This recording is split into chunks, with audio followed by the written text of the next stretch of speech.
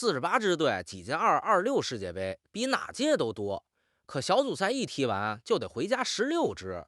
你想想，世界頂級的强队，没準3场球没踢明白，就卷铺盖走人了。名不见经傳的小队反倒能闖进去，这种事兒年年有。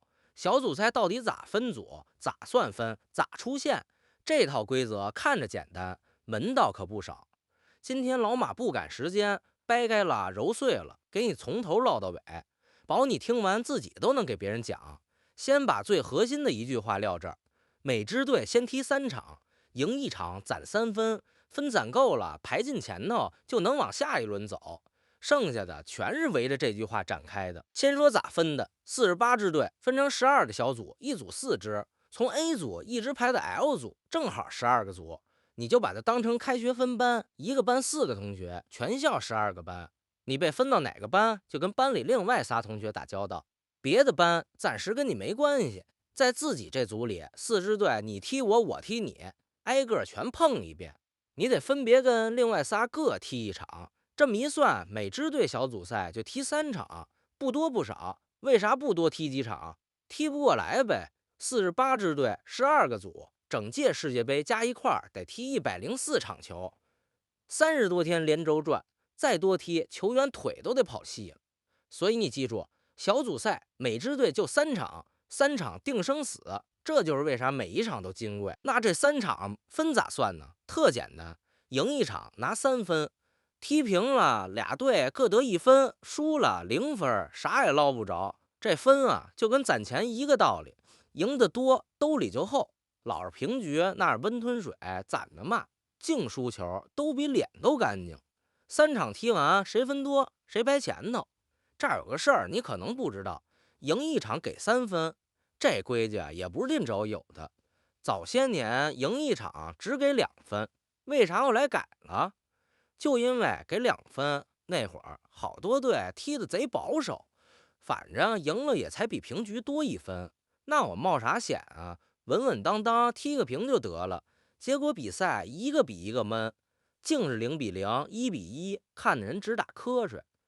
到了1994年美國世界杯，管世界杯的國際足聯一拍板，贏球給3分，贏1場頂得上3個平局。這一下誰還樂意死守啊？都得往前壓，玩命進攻。規則就改了一條，球立馬好看多了。所以你看怎麼算分，直接逼着球隊往前衝。好，分也会算了。那踢完3場，到底誰能出线往下走？先說穩的，每個組前2名直接晉級，12個組每組出倆，這就是24支隊板上釘釘進了。可下一輪淘汰賽要32支队呢，24支還差8支，這8個名額給誰？給各組的第3名，但不是所有第3名都能進，只挑最好的8個。這事兒你這麼想，每個班前2名直接保送，沒得說。可名額還剩8個，咋分？把全校12個班的第3名全拉出來，排成一隊，比一比誰更強。從上往下數，最好的8個補錄進去，剩下墊底那4個第3名對不住了，回家。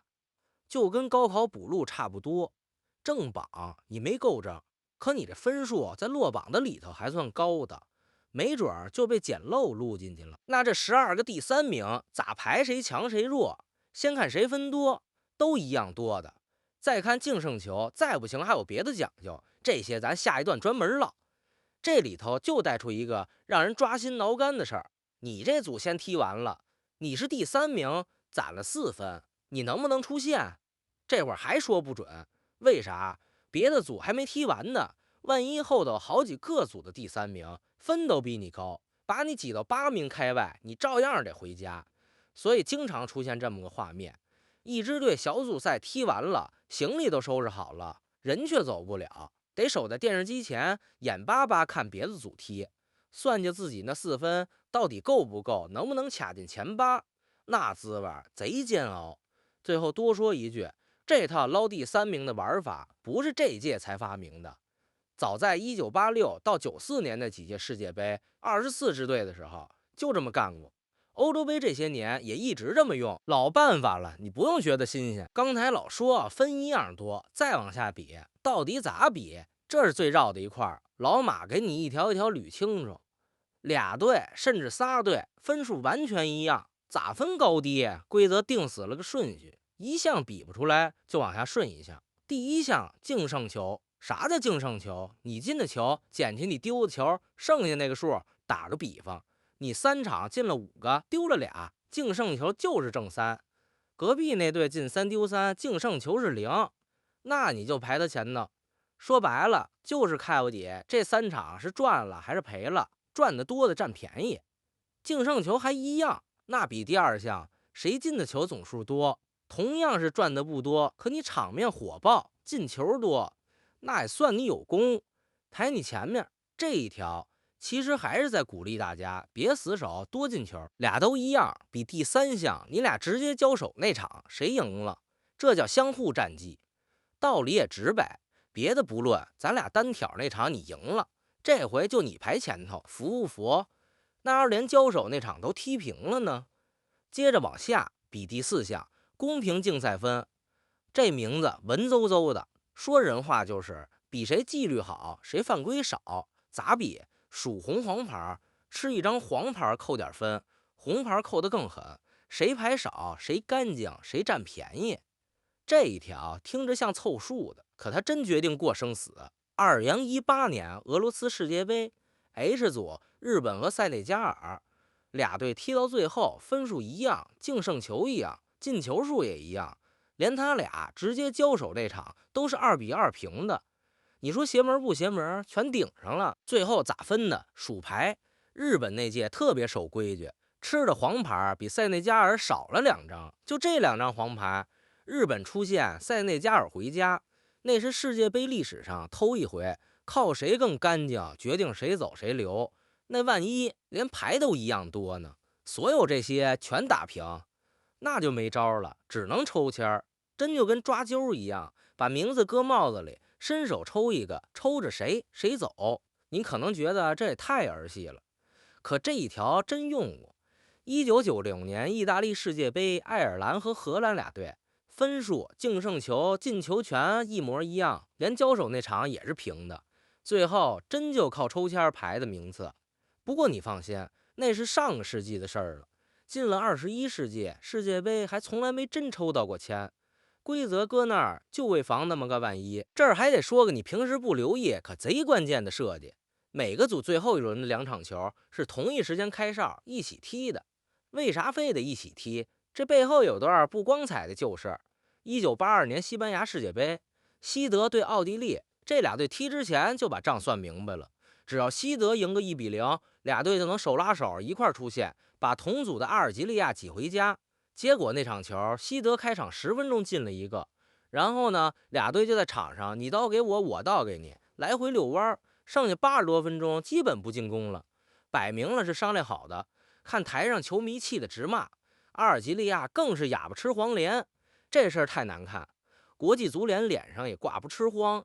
打那以後就立了規矩，每個組最後一輪必須同時開球。為啥這麼改？就為了不讓你算計。大夥兒同一秒踢，誰也不知道另一場這會兒啥比分，你就沒法照着別人的結果去做局。這跟考試似的，全考場同時交卷，你想偷瞄旁邊答案都來不及。所以到了最後一輪，經常是這邊剛進一個，那邊形勢立馬天翻地覆，俩场子隔空較劲，那才叫刺激。最後撈了那個你天天聽人念叨的詞兒——死亡之組。每屆世界杯總有那麼一個組，幾支頂級強隊偏偏湊一塊兒了，組裡場場都是硬碰硬的惡仗，最後總得有只大牌灰頭土臉的提前回家。這種組球迷就管它叫死亡之組。你可能納悶，抽籤的時候就不能把強隊岔開點嗎？還真就是這麼幹的。抽籤前，所有隊按實力分成4檔，最強的那一波放在第1檔。抽的時候特意把他們拆開，盡量別讓頂級強隊太早撞上。這就跟分班的時候，老師故意把幾個學霸分到不同班，省得扎一堆。可話說回來，強隊就那麼多，檔一拉開，籤一抽，手气背的時候，照樣能湊出一個死亡之組。給你舉個最扎心的，2014年巴西世界杯 D 組，烏拉圭、意大利、英格蘭、哥斯达黎加。意大利、英格蘭那都是拿过世界杯冠軍的老牌豪门，結果呢，俩冠軍队双小组出局，3场就打包回家了。反倒是赛前没人看好的哥斯达黎加，把这个组踢了个第1名，一路杀进8强。你說魔幻不魔幻？再往前數，1982年那屆，第2階段還有個組更狠，意大利、巴西、阿根廷仨都是拿過世界杯冠軍的，擠在一個組裡只能出一個。最後意大利連斬巴西和阿根廷殺出來，那年直接捧了大力神杯。所以死亡之組這玩意兒聽着嚇人，它是真能要命。一簽下去，有的隊抽到3場好打的樂開花，有的隊一頭扎進死亡之組，開賽前就開始唉聲嘆氣。命有時候就是這麼定的。行，從咋分組咋算分，到前2名出線，再撈8個最好的第3名，到分一樣多，咋一條條往下比？為啥末輪同時踢？啥叫死亡之組？這一整套，今天老馬算給你嘮透了。你再回頭看世界杯小組賽，哪是簡簡單單踢3場球，那是一整套環環相扣的算計。下回再看球，計分牌上那點分，那點淨勝球，別人還一臉懵，你已經能看出門道，甚至能掐着指頭算算誰能出線了，這就值了。我是第一次看球的老馬，咱們下一場見。